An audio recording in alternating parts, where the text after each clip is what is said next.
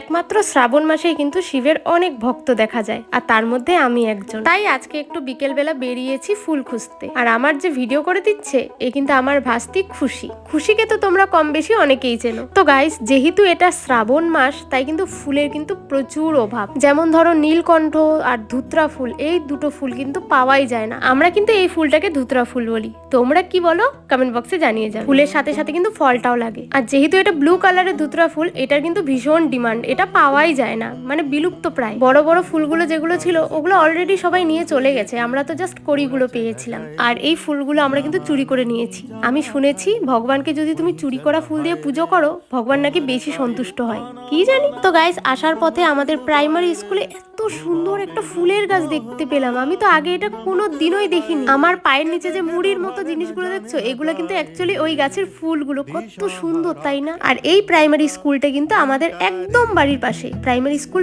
পার করলেই কিন্তু আমাদের বাড়ি। আর এই যে আমাদের পেয়ারিসি খুশি, কত কিউট লাগছে না? আমার ভাগনা যেমন সবসময় আমার পিছু পিছু ঘুরে, খুশিও কিন্তু ছোটবেলা থেকেই আমার পিছু পিছু ঘুরতো, ইভেন এখনো ঘুরে। ওকে গাইস, তো কারা কারা শ্রাবণ মাসে শিবের পুজো করো অবশ্যই কিন্তু কমেন্ট বক্সে জানাতে ভুলবে না। দেখা হচ্ছে নেক্সট ভিডিওতে। Bye bye.